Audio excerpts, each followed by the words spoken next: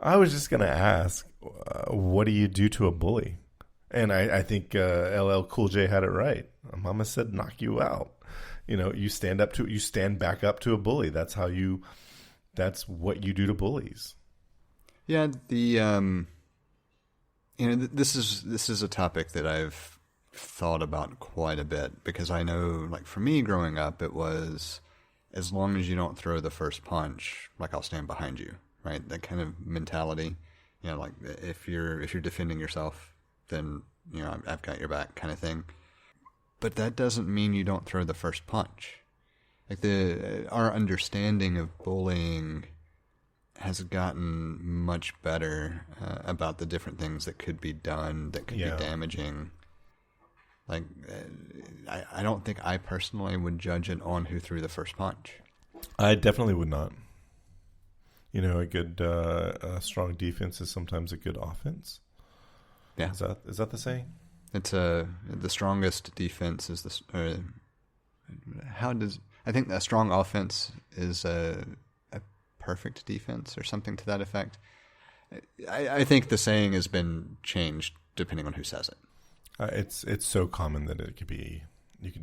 You're just getting across the idea that if you're on the offensive, that's better than having a good defense, or it compensates. It is a good defense because you're on the offensive. So you just got to watch out for that counter strike. Right.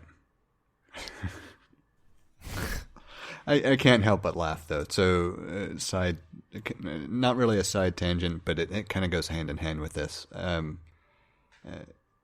good offense, or a consistent offense, is not always the best defense in a grappling art. I'll just put it that way. A grappling art? Jiu-jitsu, specifically, be what I'm referring to. Because if you have a strong defense and you're patient, that consistent offense just opens you up to too many different counters.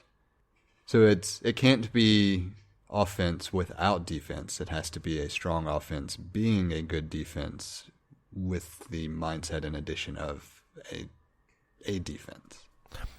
I grew up with the information of standing up to bullies. If you stand up to a bully, they often will back down pretty easily. Yeah. And specifically, we were going to talk about future former Representative Cheney being someone that is standing up to a bully. I would say to multiple, but to one very specific and vocal. It's not even just vocal, just one very in the spotlight one, where I mentioned she's standing up to multiple, because there are many others that are a part of this category, but you would have a hard time, unless you're really paying attention to the stories, necessarily picking them out or naming them, right? Whereas there's one you could immediately go to no matter who you are. Right. But yeah, that's correct. There's a whole panel of them. Yeah. And I guess just for the sake of clarification, there was an article after it was a midterm, right? Or was it a primary? It's a primary. So in the primary, Cheney lost her seat to the challenger, and the challenger being a Trump-supported candidate.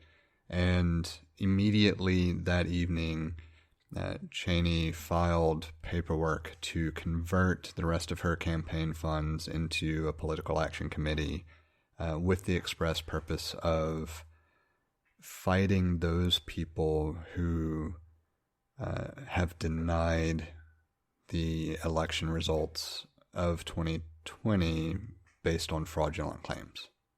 That's the simple way to put it. The committee is going against anyone and everyone who has opposed democracy. The most prevalent of those being Trump. Right. This is all stemming from Trump. There's a lot of members of Congress suckling at the teat of the MAGA leader. I mean, that's it wasn't that long ago that Senator Cruz was in opposition. Was running against Trump. Well, it was that long ago. It was about 7 years ago that he was running against Trump in the for the GOP nominee for president. And he quickly got on board, and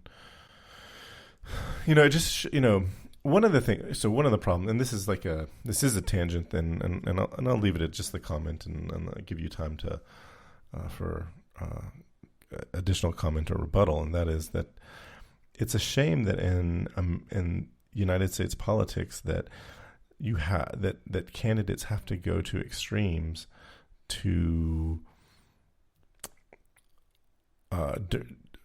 during campaigning. They can't actually say, what would if they said what they could reasonably accomplish in whatever term they're seeking, we would all look at them, or if we didn't all look at them, the way campaigns are run, their opponents would be like, "You're not going to do anything." That's hardly, that's what I'm going to do in the first 10 days that I'm in office. So there's a necessity to overpromise, and overpromise is a very it's understating it. So I agree in general, right? Like I don't even like making the comparison about it being like campaigning on extremes, though, because it's more campaigning on emotion and sensationalism in order to get the story, and it's not always about the extremes, of course, which is, I guess, part of why I probably have a little bit of heartburn about that being maybe what it's identified with, but it is viewed as the extremes for the trend of the day, right? So, like, if this were 20 years ago, then the sensationalism would be around the war on drugs, as opposed to what woke media and whatever else is championed about headlines. It's yes. There's a line that both parties tend to say, on this issue, I'm going to pick a pretty far out here talking point because that's what's going to drive people to me. When the reality is, as a country, we're not going to shift too far over that direction. Right. We kind of just wiggle back and forth in the middle, or slightly to the right of the middle. Which, in fairness, is part of why Cheney's decision to stand up and go against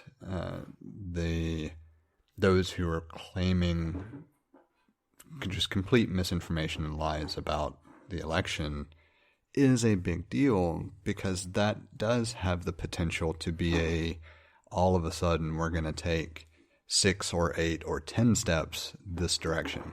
Right. This is not just a wiggle to the a slight wiggle to the right to continue to use the imagery, but it's a dangerous misstep to the right, and borderline a not even a misstep, but a irrecoverable transition to a direction that we may not want to go. Well, that I would say we definitely don't want to go, but that's it's my opinion versus the opinion of others. I would imagine there's probably a fairly large percentage of the population that would like to go in that direction. So they say they want to go in that direction, but I don't think they actually mean that, or they think they want to go there. Yeah, they want to go there until we get there and they realize what that actually means. Yes, they're not considering the full ramifications. I think the other big thing that I want to kind of emphasize on this story as well. Like there are not many things that come out of the Republican Party that I tend to side with. If you look at the news that is made the past 6 years, 7 years, I was going to say 30. I haven't paid attention to all of it over that time frame, and there were bits and pieces that, at the time, based on my knowledge and understanding of things, sounded like they could be okay. In retrospect, maybe not. It's since I've been really paying attention, there just hasn't been a lot that I could say, you know what, this is the idea of, or the look of, the party that I had in my head before I knew better. Cheney is more in line with what I envision the party to be if it were actually functioning. Yes. So I wouldn't want to judge Cheney on the actions of her father. I think it's fair to believe that I don't know that war profiteer is the correct term, but it seems to. I'm not going to go down there, but the positions that I've held on most social issues are the opposite of where Cheney's position. But I have a great deal of respect for her, not because I have a great deal of respect for her for not succumbing to the corruption within her party and attempting to maintain integrity, trying to maintain integrity while remaining a part of the GOP. So I wouldn't vote for her, but I do have respect for her. And when I say I wouldn't vote for her, it depends on what my options are. But yeah, assuming that I'm going to get the normal two options, she would not be the one I vote for. Yeah, I mean, I think it's fair enough. I don't know enough about her stances on things. I haven't looked into it because up to this point, she has never been someone that I would be casting a ballot for or against, just based on my location versus where she held office. Yeah. But I would certainly say that based on her actions, based on her willingness to really uphold the idea behind being a sworn in elected official, even post losing that primary, would make me at least look into her as a candidate where I probably would not have in the past. I'm trying to remember. There are a few other senators that stood with her, but she's definitely trying to go the distance. I can appreciate that. Adam Kinzinger would be the other one that would be most vocal, most high profile, but he had already announced before being on the panel that he would not be seeking re-election. Well, because he knew he was going to lose, right? Right.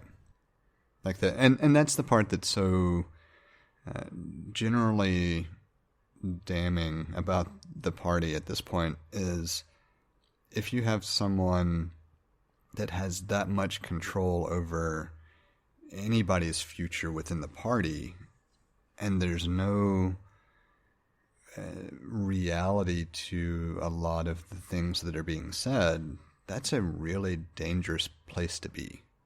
And it's very much like a school bully who is able to say whatever they want to say about anyone, and it's believed and just accepted as fact, regardless of who says otherwise. Even if it was something as mundane as, X person didn't know the letters of the alphabet, and X person could say all of the letters of the alphabet without a problem, and everybody would still believe that they didn't know the letters. It's that kind of dynamic, and it just doesn't make sense. And it's part of why this is kind of a fascinating topic about and especially viewing him through the lens of being a bully, because that's very much what he's doing. What does it mean now to stand up to a bully?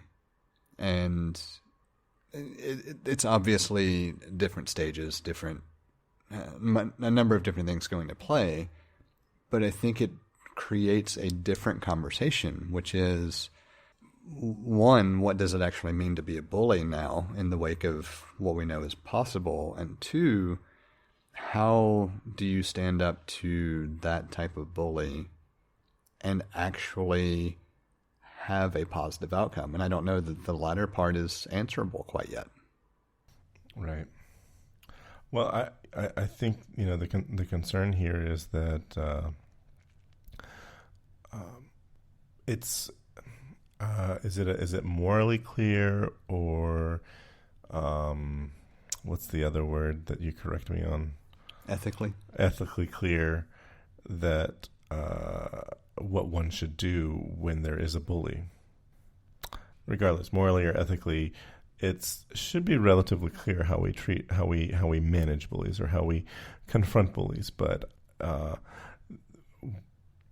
what Representative Cheney has been doing has not been met with the correct response, especially from her the voters those that she represents. It's an interesting distinction there. I would say that she has exemplified the idea of ethics in office. I think that would be the correct use of the idea in general of being ethical. In this particular case, I don't know if you could make a moral judgment. I mean, you can, of course, like everybody can, but morality isn't really something that's at stake when you're talking about political parties as a whole. Now, if you're talking about the individual actors and their method of disseminating information or things of that nature, sure, you can start to make some moral judgments potentially there.